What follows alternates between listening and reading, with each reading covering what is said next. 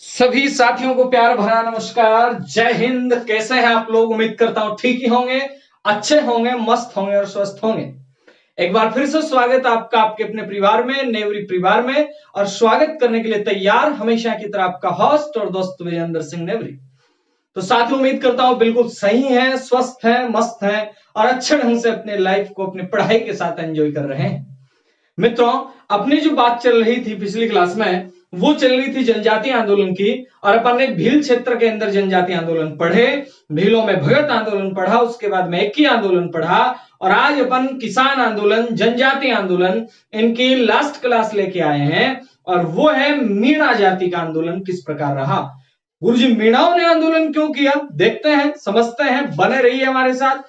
और वीडियो को देखने से पहले, क्लास को देखने से पहले please please please please please अगर अच्छा लगे तो लाइक कर दें और शेयर कर दें। ठीक है, चलें आगे, चलें।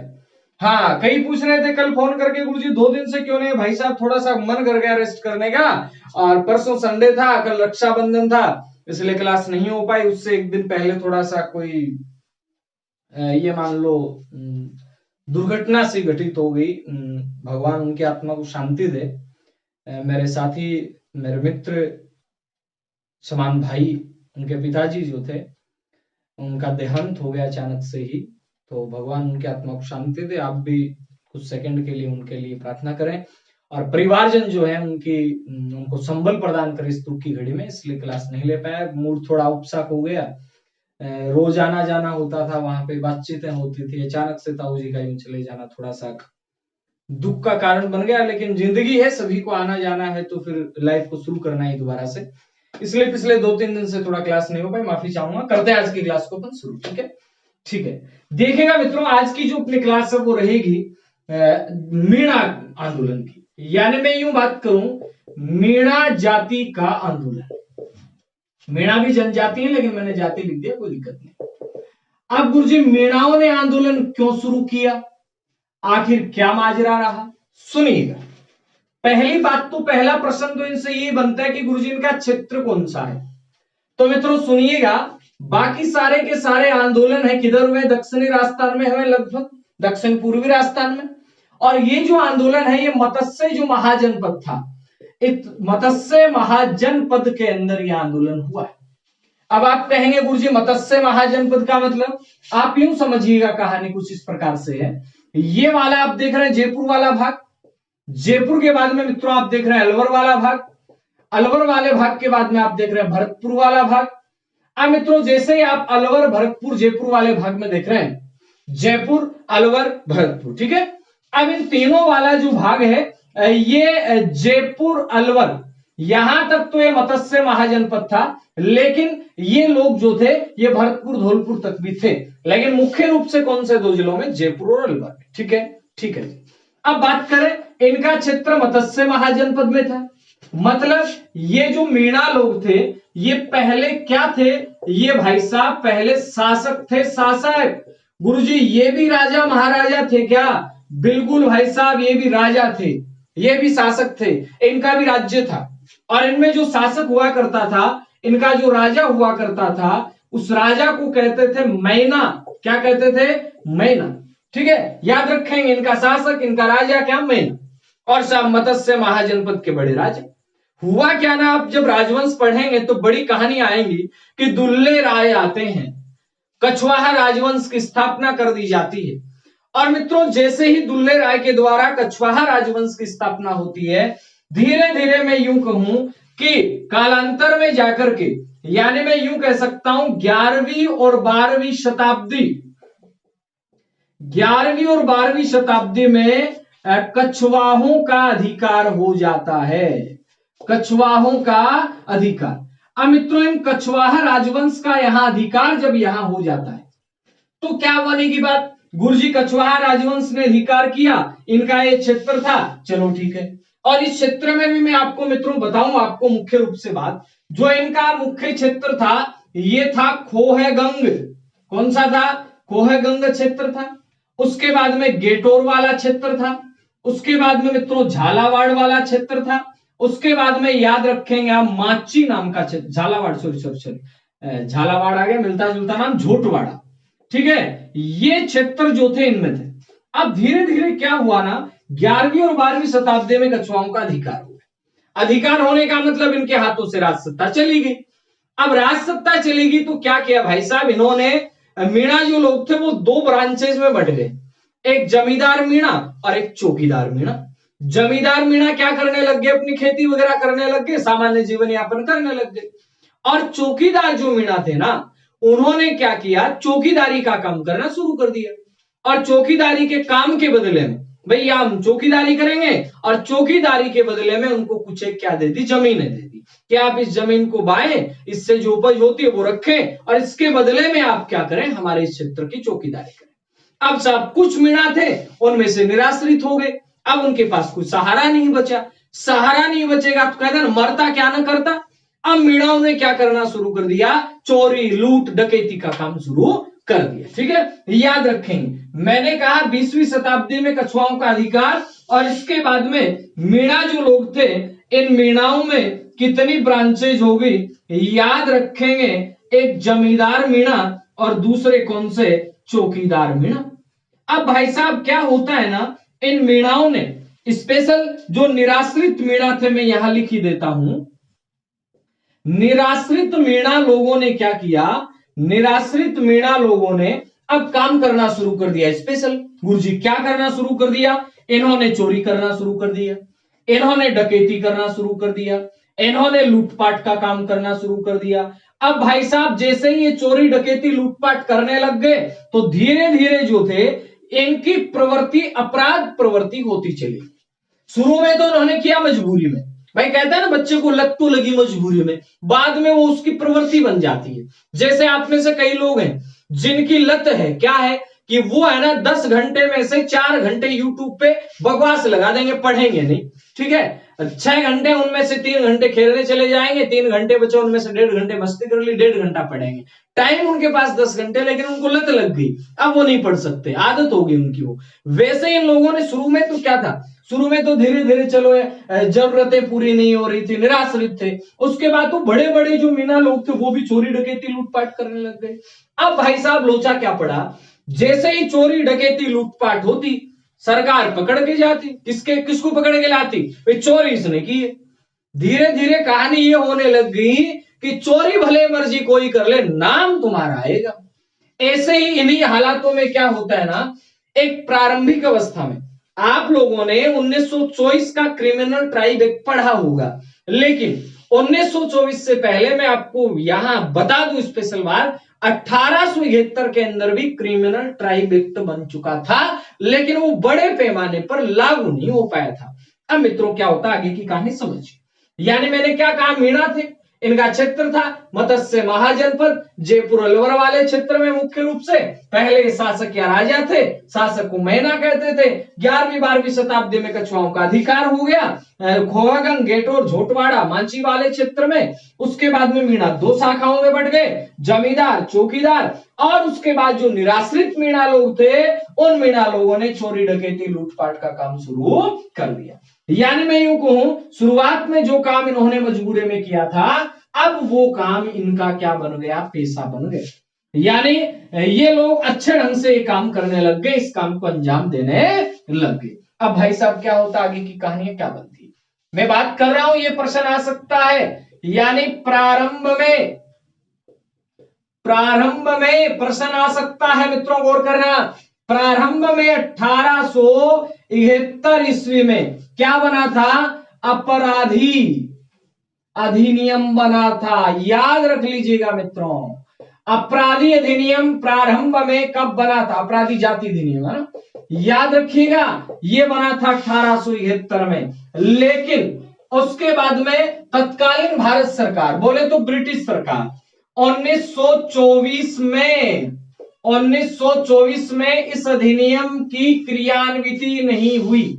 मैं यूं कह सकता हूं ये अधिनियम ज्यादा क्रियान्वित नहीं हुआ।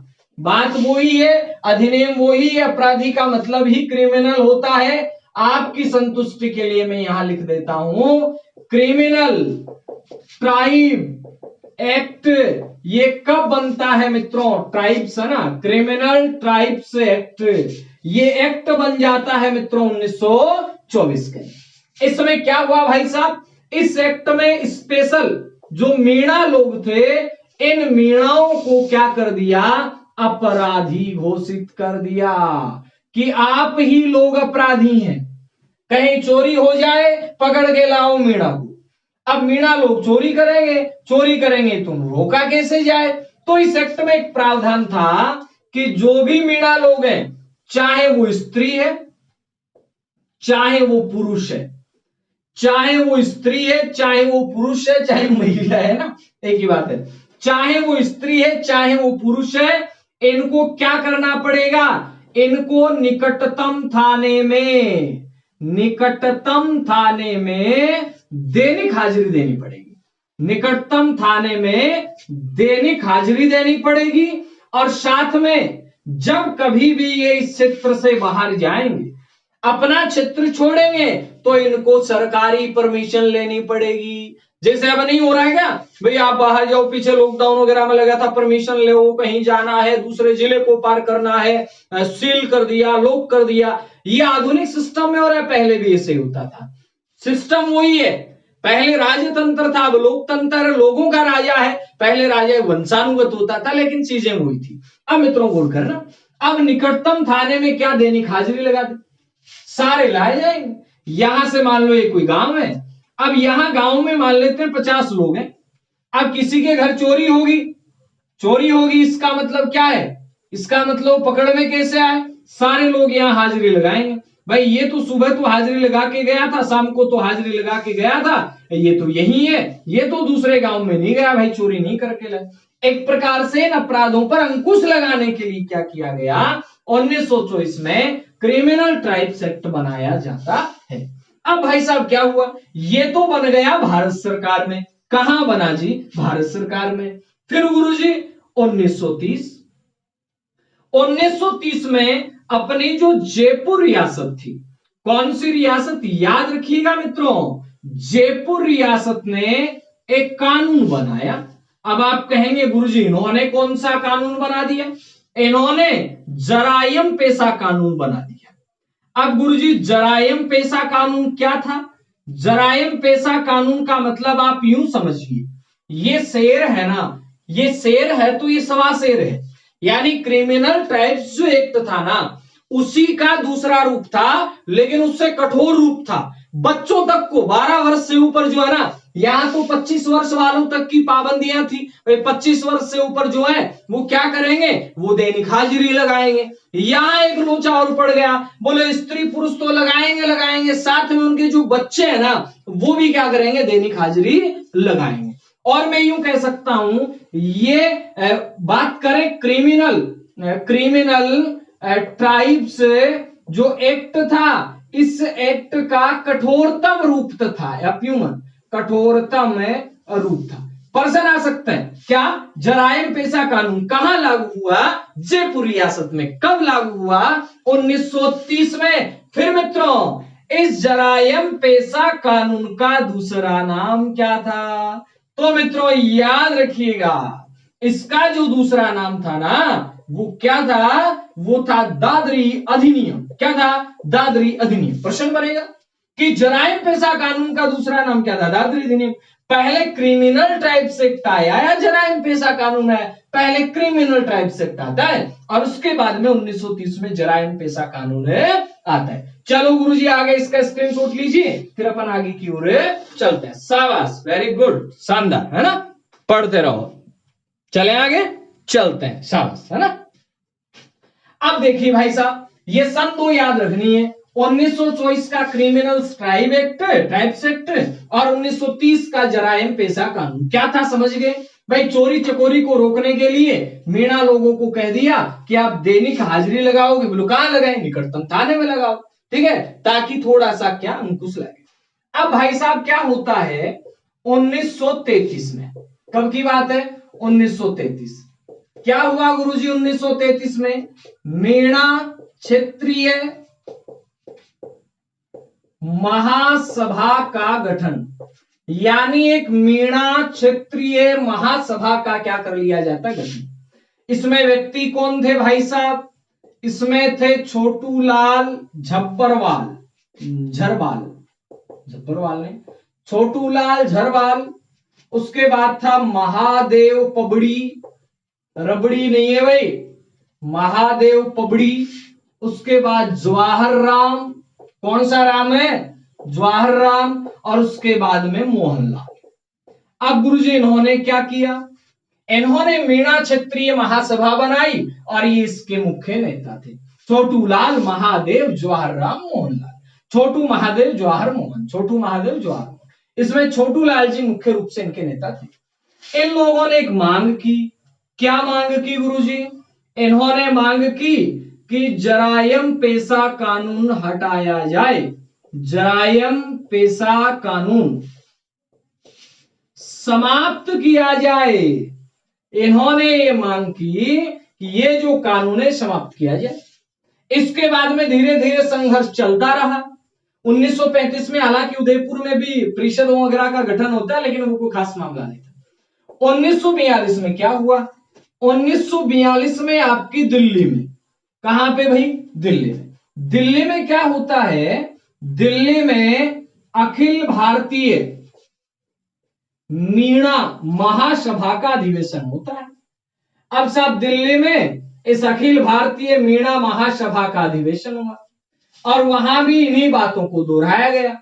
उनमें राजस्थान की तरफ से जो भाग लेने वाले व्यक्ति थे, एक थे भंवरलाल, और भंवरलाल मेघवाल, आज एक चेहरा है क्या कोई? बीमार है भंवरलाल से, मुझे नाम याद है, भंवरलाल शर्मा भी हैं जिनके टेप वगैरह आ रहे हैं। भंवरलाल, एक थे भाई साहब बिरदी चंद, एक थे सूथाराम। ये बहुत सारे आदि आदि आदि आदि व्यक्ति थे, नहीं याद करने, चलो टेंशन हो जाएगी, मैं मिटा देता। भंवरलाल, बिरदी चंद, सूथाराम के लेन है, कोई मतलब। यानी याद रखें दिल्ली में अधिवेशन हुआ, वो ही मांगे दोहराई गई और अंततः याद रखिएगा अप्रैल 1944 में हमारे पड़ोस में एक जगह नीमका थाना, इस नीमका थाना में सम्मेलन होता है। यानी याद रखना है नीमका थाना सम्मेलन। आप कहेंगे गुरुजी नीमका थाना कहां है? सीकर में है भाई साहब। अब इस सम्मेलन में विशेष क्या हुआ? यह सम्मेलन किसकी अध्यक्षता में हुआ? तो याद रखेंगे मित्रों, यह सम्मेलन होता है मुनि मगर सागर की अध्यक्षता में। याद रखेंगे किसकी अध्यक्षता में सम्मेलन हुआ? जैन मुनि मगर सागर की अध्यक्षता में। जैन मुनि मगर सागर ने एक ग्रंथ भी लिखा था और उस ग्रंथ ने इन लोगों में चेतना का काम किया था। मीन पुराण, इनको अपने आप से परिचित करवाया था। किनको? मीणा लोगों को। याद रखेंगे जैन मुनि मगर सागर, ग्रंथ कौन सा था? मीन पुराण। इस मीन पुराण ग्रंथ में मीणाओं को अपनी शक्ति का एहसास, अपने आप का एहसास करवाया था कि आप कुछ हैं। अब साहब यहां ये सम्मेलन करते हैं और सम्मेलन में वही बातें दोहराई जाती हैं कि जराइम पेशा कानून रद्द करो और हम किसी प्रकार की चौकीदारी वगैरह नहीं करने वाले। इन सब बातों को दोहराया गया, स्क्रीनशॉट ले लीजिए ना। और इनको दोहराने के साथ साथ मित्रों क्या होता है, इसी सम्मेलन में क्या कर दिया जाता है? मीणा सुधार समिति का गठन। याद रखना है, सम्मेलन हुआ और सम्मेलन में क्या किया गया? मीणा सुधार समिति का गठन। याद रखेंगे मीणा सुधार समिति का गठन कब किया जाता है? तो याद रखेंगे 1944 में कर दिया जाता है। अब मित्रों गौर करना है, 7 अप्रैल 1944 को सम्मेलन हुआ। इसके अध्यक्ष कौन बने? अब ये मतलब जरूरी नहीं है कि मीणाओं का सुधार करना है तो मीणा को अध्यक्ष बनाएंगे। भाई मान लेते वो तो पिछड़े हुए थे, अब उनका सुधार करना है तो अध्यक्ष तो दूसरे को बनाया जा सकता है। कई बार कंफ्यूज हो जाता है ऐसा। तो मीणा सुधार समिति का अध्यक्ष है ना, ये बनाया जाता है बंशीधर शर्मा। मैंने क्यों जोर दिया इस बात पे? विकल्प आ जाए, बंशीधर मीणा भी आ जाए, आप सोचो मीणा सुधार समिति, ये तो बंशीधर मीणा ही करो, फिर पता चला गलत। गलत तो गलत, बैठे रहो फिर क्या। यानी अध्यक्ष कौन? बंशीधर शर्मा। चलो ठीक गुरुजी। मंत्री कौन बनते हैं भाई साहब? याद रखेंगे मंत्री बनते हैं राजेंद्र कुमार। कौन बनते हैं भाई साहब? जिन्हें जाना जाता था राजेंद्र कुमार अजय के नाम से, ठीक है। उसके बाद संयुक्त मंत्री कौन बनते हैं? ये बातें मैं क्यों कर रहा हूं भाई साहब? मान लेते हैं प्रश्न आ जाएगा। संयुक्त मंत्री बनते हैं लक्ष्मी नारायण जी। कौन बनते हैं? लक्ष्मी नारायण जी। इस प्रकार से इस मीणा सुधार समिति ने मीणा जाति में जो भी बुराइयां थी, जो भी कुरीतियां थी, उनको दूर करने के साथ साथ ये जो इनका आंदोलन था, इस आंदोलन को भी आगे बढ़ाने का काम किया। उसके बाद मित्रों क्या होता है ना, अप्रैल 1935 यानी एक साल बाद श्री माधोपुर भी अपने सीकर में आता है।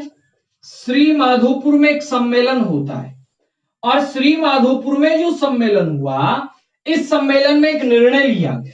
क्या निर्णय लिया गया भाई साहब? इस सम्मेलन में निर्णय यह लिया गया, कौन से सम्मेलन में? श्री माधोपुर में, कि आंदोलन को राज्य व्यापी करना है। राज्य व्यापी आंदोलन यानी हमें अब आंदोलन है वो अकेले एक क्षेत्र तक सीमित नहीं रखना, हमें राज्य व्यापी आंदोलन करना है। और इस सम्मेलन में जो मुख्य भूमिका रही थी वो लक्ष्मी नारायण जी की मुख्य भूमिका रही थी। अब इसी दौरान एक व्यक्ति और जुड़ता है। कौन जुड़ता है भाई साहब? ठाकुर बप्पा। कौन? और ये वो ही ठाकुर बप्पा है जिसे कहा जाता है पिछड़ी जातियों का मसीहा। पिछड़ी जातियों का मसीहा। प्रश्न आ सकता है भाई साहब, पिछड़ी जातियों का मसीहा किसे कहा? आदिवासी नहीं कहा मिलेरा, मैंने कहा पिछड़ी जातियों का मसीहा, ये ठाकुर बप्पा को कहा जाता है। बप्पा ने पत्र लिखा। आप कहेंगे किसको लिखा? क्योंकि जरायम पेशा कानून जयपुर रियासत का था। इन्होंने पत्र लिखा जयपुर के तत्कालीन मुख्य सर्वे सर्वा प्रधानमंत्री मान लीजिए मिर्जा इस्माइल को। मिर्जा इस्माइल खान, इस्माइल ही लिख दो, मिर्जा इस्माइल को पत्र लिखा और पत्र लिखकर ये मांग की कि आप लोग हैं इस कानून को खत्म करें। इसके बाद क्या हुआ? मई 1946 की बातें थी। जयपुर रियासत ने विचार बना लिया और ये क्रियान्वित ही होना था, लेकिन इसकी घोषणा कब की जाती है? 3 जुलाई 1946। याद रखें, ठाकुर बप्पा एवं अन्य लोगों के प्रयासों से जयपुर रियासत ने क्या किया, इसको मिटा रहा हूं मैं, स्क्रीनशॉट ले लीजिए। जयपुर रियासत ने क्या किया? 3 जुलाई 1946। याद रखना मैं क्या बोल रहा हूं। 3 जुलाई 1946 को जरायम पेशा कानून रद्द करने की घोषणा की। अब भाई साहब जैसे रद्द करने की घोषणा तो कर दी, लेकिन इसमें एक लोचा क्या रह गया कि महिलाएं हैं उनकी दैनिक हाजिरी से मुक्ति और बच्चों की दैनिक हाजिरी से मुक्ति। कुछ एक मीणाओं को अभी भी हाजिरी देनी पड़ती थी। मीणा लोगों ने कहा भाई ये काम तो ठीक नहीं है, ऐसा नहीं है, करो तो पूरा ही करो। अब मीणा लोगों ने क्या किया? अब 28 अक्टूबर, कितने अक्टूबर भाई साहब? 28 अक्टूबर 1946 एक सम्मेलन बुलाते हैं। बागवास जयपुर में पड़ता है, बागवास सम्मेलन। और बागवास सम्मेलन में हजारों मीणा लोग आते हैं और ये स्वेच्छा से चौकीदारी का काम छोड़ देते हैं। स्वेच्छा से चौकीदारी का काम छोड़ देते हैं। इन्होंने कहा अब हम चौकीदारी नहीं करेंगे, छोड़ देते हैं।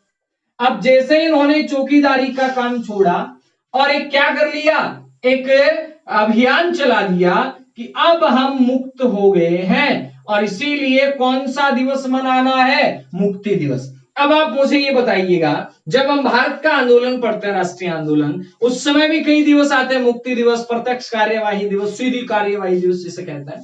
तो बताइए उस समय मुक्ति दिवस कौन सा था? ठीक है, यहां मीणा आंदोलन के संदर्भ में मुक्ति दिवस 28 अक्टूबर। प्रश्न आ जाए मीणाओं ने चौकीदारी करने से कब इनकार कर दिया कि अब हम चौकीदारी नहीं करने वाले? 28 अक्टूबर 1946 कौन से सम्मेलन के बाद में? बागबात सम्मेलन के बाद में इन लोगों ने क्या कर दिया? मना कर दिया। इसके बाद मित्रों क्या हुआ? इसके बाद 6 जून 1947 को 6 जून 1947 को जयपुर वाला जो क्षेत्र था वहां बिल्कुल मुक्ति दे दी जाती है।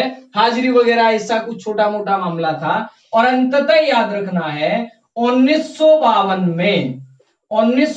में जरायम पेशा कानून एवं अन्य इस प्रकार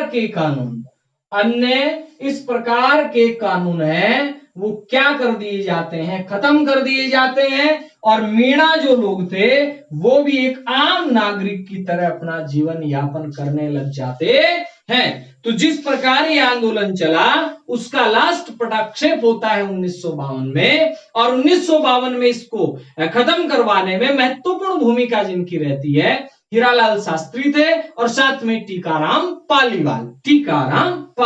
कौन थे? टीकाराम पालीवाल। तो मित्रों ये बातें थी, याद कुछ नहीं रखना, 3-4 चीजें हैं। 24 में क्या हुआ था? 24 में क्रिमिनल्स ट्राइब एक्ट लागू हुआ था। उसके बाद 33 में मीणा क्षेत्रीय महासभा है। 42 का दिल्ली अधिवेशन याद रखना है। 44 का आपका निमका थाना वाला सम्मेलन याद रखना है। 44 में निमका थाना का सम्मेलन था। उसके बाद में मिर्जा इस्माइल के पास पत्र भेजा जाता है ठाकर बप्पा के द्वारा। उस पत्र के तहत है जो आपका क्या कर दिया जाता है? जरायम पेशा कानून कुछ मात्रा में रद्द कर दिया जाता है, पूर्णतः तो नहीं हुआ था। और उसके बाद में ये लोग बागबास में इकट्ठे होते हैं। 28 अक्टूबर को मुक्ति दिवस मनाते हैं और अंततः 1952 में ये कानून रद्द हो जाता है।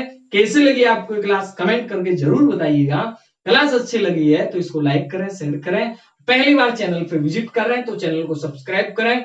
जल्दी आप लोग 5000 होने वाले हैं। अभी 3600 लोग हो गए, तो जल्दी से जल्दी बढ़ा के अपने परिवार को 5000 करो। फिर अगला टारगेट 10,000 लेके चलेंगे। धीरे धीरे अपने को बढ़ते रहना, रुकना नहीं। रुकना मौत है, तो हमें रुकना नहीं है। भले मर्जी दिन के 10 बढ़े, 5 बढ़े, 2 बढ़े, 1 बढ़े, है ना। आपको बढ़ाते रहना अपने परिवार को। एक दिन में कुछ नहीं होता, एक दिन जरूर होता है। आज लोगों का बड़ा बड़ा साम्राज्य खड़ा हुआ है, वो भी कोई ना कोई दिन तो जिन्होंने शुरुआत की थी ना। ऐसा तो है नहीं कि साहब मिले पढ़ते पहले दिन इनके पास 20 लाख लोग थे ना। 20 लाख जुड़ते हैं तो टाइम तो लगता है ना। आप लोग चाहेंगे, आपको अच्छा कंटेंट मिल रहा है तो बिल्कुल हमारा परिवार भी बड़ा होगा। मैं इसी आशा और उम्मीद के साथ मिलता हूं नई क्लास में। जय हिंद, जय भारत।